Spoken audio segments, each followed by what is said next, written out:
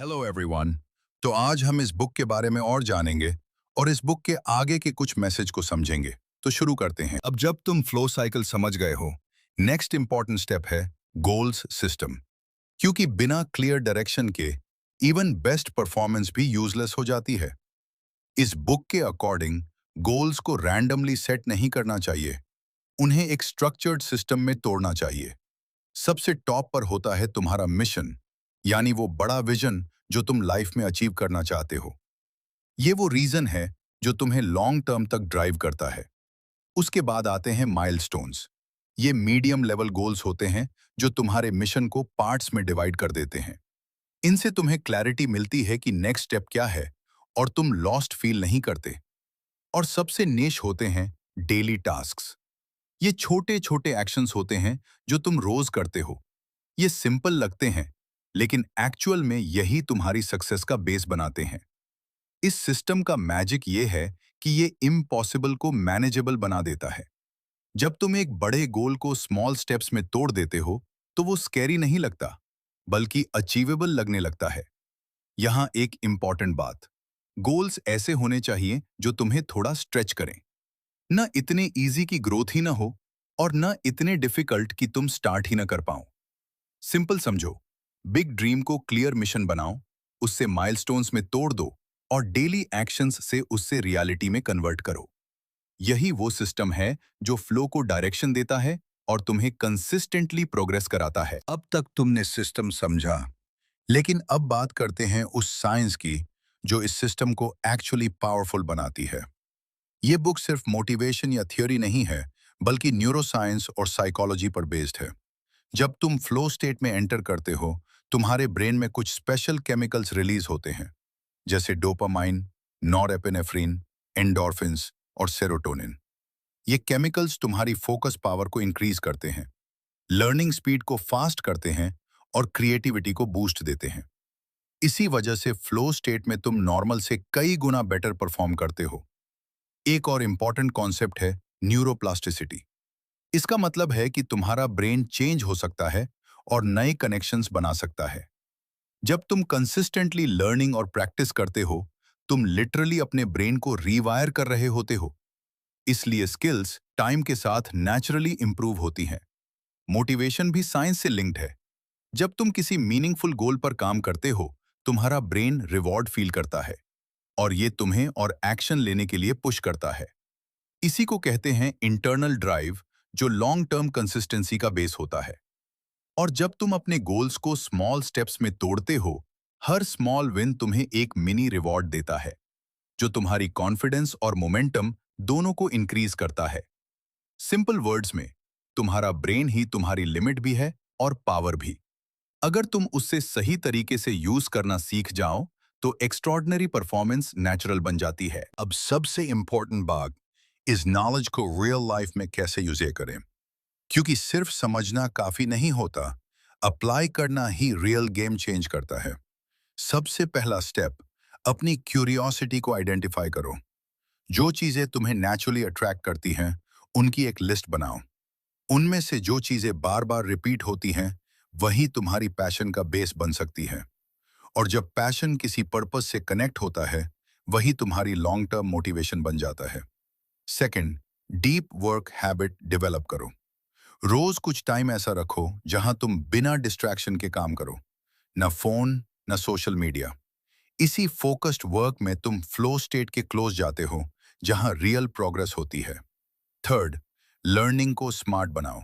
सिर्फ time spend मत करो, बल्कि फीडबैक लो, मिस्टेक्स एनालाइज करो और अपने अप्रोच को इंप्रूव करो। हर दिन थोड़ा बेटर बनना ही लॉन्ग टर्म में ह्यूज डिफरेंस क्रिएट करता है। फोर्थ, चैलेंजेस को स्लाइटली डिफिकल्ट रखो।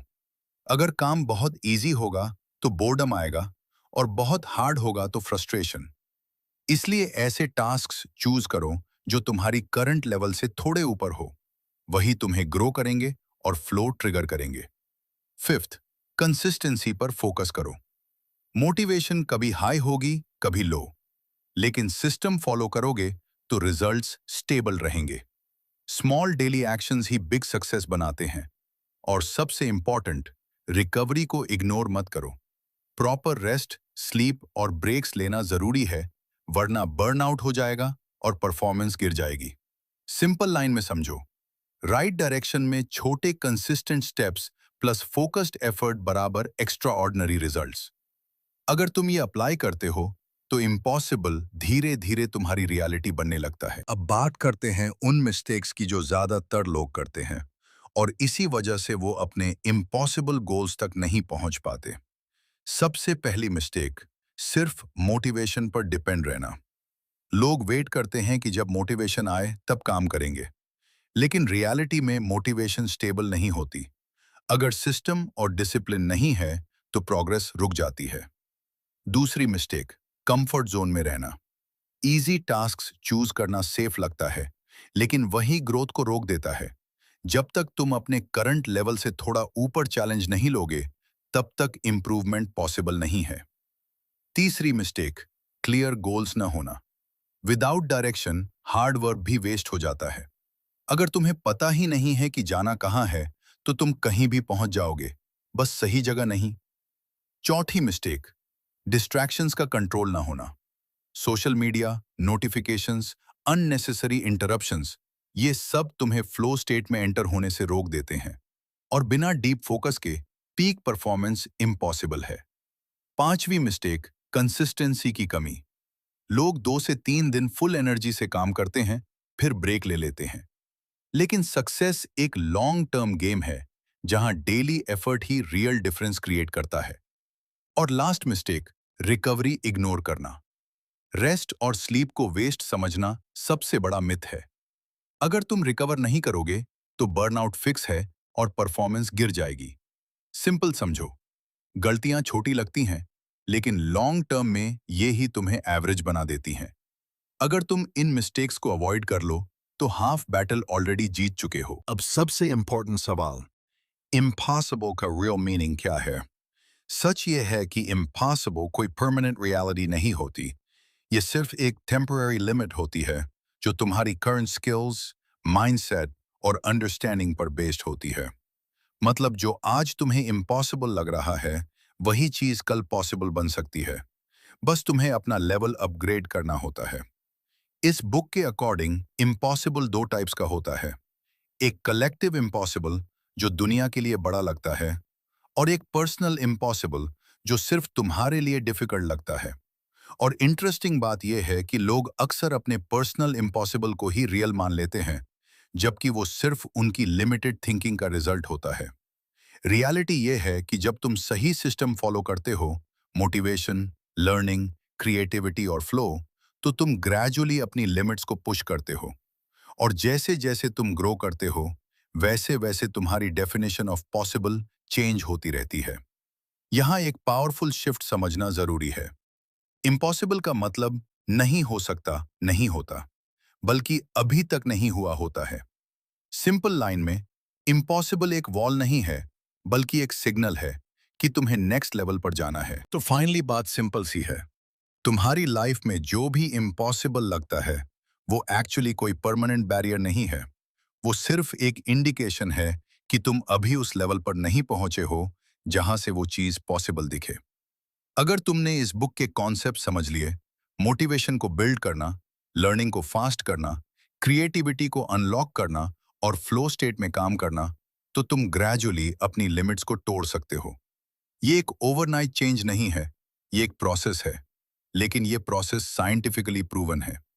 याद रखना, एक्स्ट्रॉर्डनरी लोग अलग नहीं होते, उनका सिस्टम अलग होता है। और जब तुम वो सिस्टम अडॉप्ट कर लेते हो, तो तुम्हारी रियलिटी भी चेंज होने लगती है। इसलिए वेट मत करो परफेक्ट मोमेंट का, स्मॉल स्टेप से स्टार्ट करो, कंसिस्टेंट रहो और अपने आप को थोड़ा थोड़ा पुश करते रहो, क्योंकि एंड में इम्पॉसिबल कोई सच नहीं है, वो सिर्फ एक स्टेज है जिसे क्रॉस करना बाकी है। अगर आपको ऐसे ही पावरफुल कॉन्सेप्ट्स सिंपल और प्रैक्टिकल वे में समझना पसंद है, तो चैनल को सब्सक्राइब जरूर करें।